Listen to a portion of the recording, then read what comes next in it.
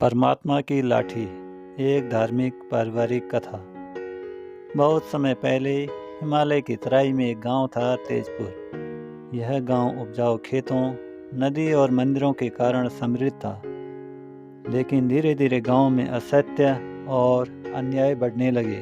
लोग धन और लालच में फंसते जा रहे थे। गांव के किनारे एक साधु रहते थे, स्वामी करुणानंद। वे हमेशा कहा करते थे, परमात्मा की लाठी में आवाज़ नहीं होती, लेकिन जब चलती है तो अन्याय की नींव हिल जाती है। गांव वाले कभी हंसते, कभी मानते, लेकिन समय सबको सच्चाई सिखाता है।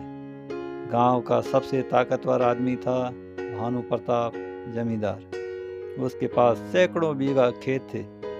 बड़े बड़े गोदामों में अनाज भरा रहता, परंतु उसके दिल में लोभ और अहंकार भरा था। वह गरीबों को ऊंचे ब्याज पर पैसा देता और समय पर न चुका पाने पर उनकी जमीन छीन लेता। एक दिन गांव के दो छोटे बच्चे, गोपाल और गीता, अपनी जमीन बचाने उसके पास पहुंचे। गोपाल रोते हुए, जमींदार जी, यह खेत हमारे माँ बाप की निशानी है, कृपया इसे मत छीनिए। भानु प्रताप, तुम्हारे आंसुओं से मेरा खलियान नहीं भरेगा। जिस दिन पैसा लौटाओगे, खेत वापस मिलेंगे। बच्चे निराश होकर साधु बाबा के पास गए। बाबा ने शांत स्वर में कहा, बेटा, चिंता मत करो, परमात्मा सब देख रहा है। उसकी लाठी देर से चलती है, पर बहुत सटीक चलती है। भानु प्रताप ने यह सुना और व्यंग्य में कहा, बाबा, परमात्मा की लाठी तो बस तुम्हारे शब्दों में है, असली ताकत तो मेरे धन में है। गांव के मंदिर में प्रवचन हुआ। बाबा ने सबको समझाया, मनुष्य के पास धन हो या शक्ति, अगर वह दूसरों का हक छीनकर जी रहा है तो उसका अंत विनाश में ही होता है। रावण के पास सोने की लंका थी, दुर्योधन के पास सेना थी, लेकिन अधर्म ने उनका सर्वनाश कर दिया। गांव के कई लोग सुधर गए, लेकिन भानु प्रताप पर कोई असर नहीं हुआ। तीसरा दृश्य, परमात्मा की लाठी चलना। समय ने करवट बदली। भानु प्रताप का जीवन एक एक करके संकटों से घिरने लगा। उसकी फसलें बार बार नष्ट होने लगी। उसका बड़ा बेटा जुए और शराब में डूब गया। परिवार में कलह शुरू हो गई और गांव के लोग उससे दूरी बनाने लगे। रात को उसे एक सपना आया। एक प्रकाशमयी आकृति उसके सामने खड़ी है। आकृति भानु प्रताप से बोली, तूने गरीबों का हक छीना, अनाथों की जमीन हड़पी, अब परमात्मा की लाठी तुझ पर चल रही है। भानु प्रताप डर कर, कृपा करो प्रभु, मुझे मार्ग दिखाइए। सुबह होते ही भानु प्रताप साधु बाबा की कुटिया पहुंचा। भानु प्रताप रोते हुए, बाबा, मैंने पाप किए, मुझे क्षमा दीजिए, मैं सब लौटाना चाहता हूँ। बाबा, अगर सचमुच प्रायश्चित करना चाहता है तो अनाथ बच्चों को उनकी जमीन वापस दे दे।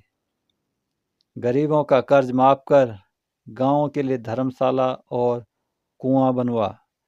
भानु प्रताप ने बाबा की हर बात मानी, बच्चों को उनकी जमीन लौटाई, गरीबों का कर्ज माफ किया, गांव के लिए धर्मशाला और कुआं बनवाया। गांव वालों ने हैरानी से कहा, ये वही भानु प्रताप है जो कभी निर्दयी था। लगता है परमात्मा की लाठी सच में चल गई। एक साल बाद गांव में भीषण अकाल पड़ा। खेत सूख गए, लोग भूखे रहने लगे। गांव वाले भानु प्रताप के पास पहुंचे। गांव वाले, जमींदार जी, अब आप ही सहारा हैं, अपने गोदाम खोल दीजिए।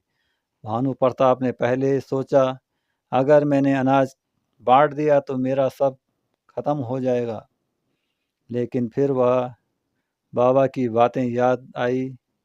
वह बोला, ये गोदाम अब सिर्फ मेरा नहीं, पूरे गांव का है। कोई भूखा नहीं रहेगा। गांव में हर्ष छा गया।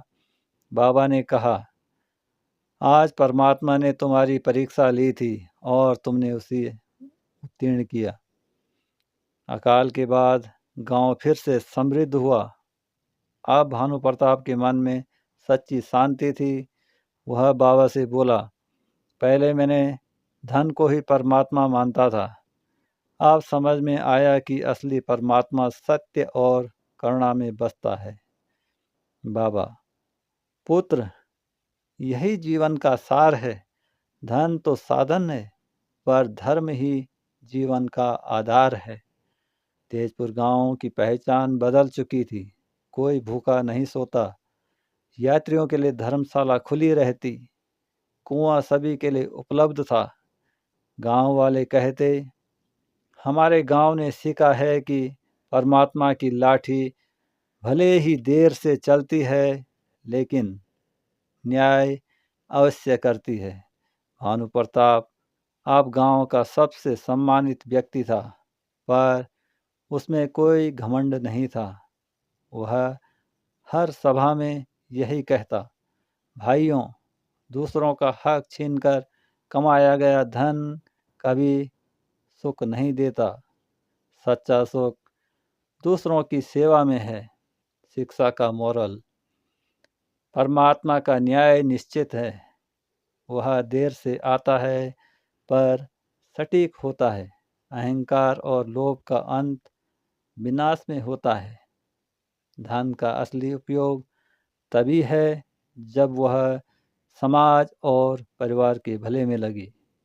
सच्चा सुख सेवा और करुणा में है। कहानी अच्छी लगी हो तो लाइक करें, शेयर करें, कमेंट करें और चैनल को सब्सक्राइब ज़रूर करें।